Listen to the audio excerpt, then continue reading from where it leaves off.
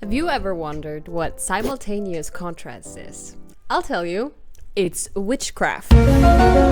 Well, almost. It's actually a phenomenon that happens within our brain when two colors who lay next to each other influence each other into appearing different to us. But let's take a closer look at that, shall we?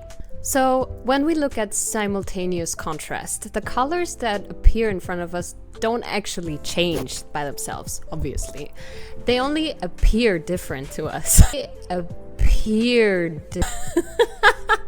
They only appear different to us. The reason for that is the simultaneous contrast. When two colors, color A and color B, exist next to each other, they draw some of their own properties from the neighboring color. When that happens, color A would appear less like color B in comparison because of the strong contrast of the two. Let's take a more universal metaphor for this. If you were to put a mid-sized person next to a tall person, in a photograph they would appear quite short. While if you were to put them next to a really short person, they would appear quite tall.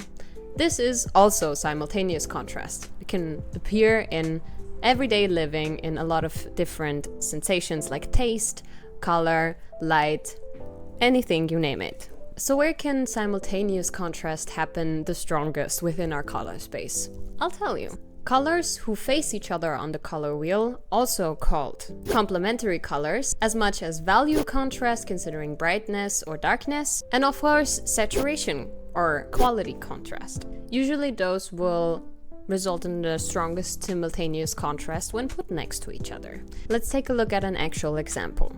We have this strongly saturated red. If we put it in front of an orange background, a very strongly saturated orange background, it almost drowns out, really. It doesn't really stand out and it doesn't appear nearly as saturated as it actually is. In fact, it might even feel a little more orange. This is because the contrast to our very saturated orange is not great enough to elicit a simultaneous contrast and make the color appear a lot brighter. Now, if we put our strong red in front of a very desaturated version of the exact same shade of orange, things are starting to look a little bit different. Since the contrast to our very desaturated orange is a lot bigger, the saturation in our red appears a lot brighter.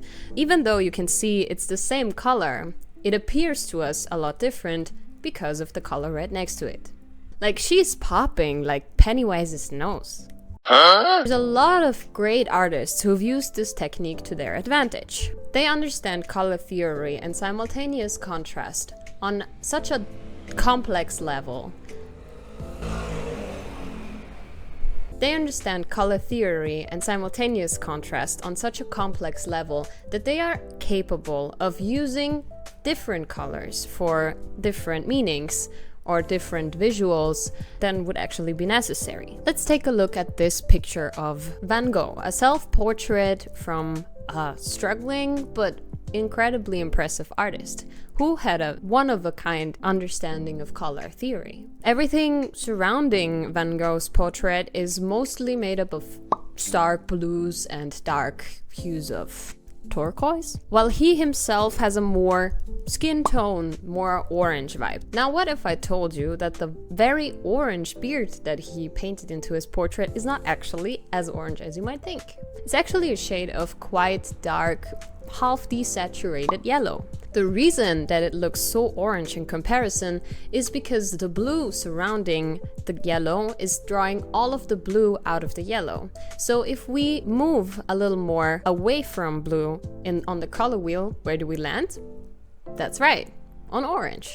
This is why the beard appears especially orange to us on this painting. Now let's see what would happen if we ignored simultaneous contrast and simply colored in our artwork in a way that we would logically think it should be colored in. Let's pull up this self-portrait of Van Gogh once more and replace it with colors that actually make logical sense much more than simultaneous contrast sense.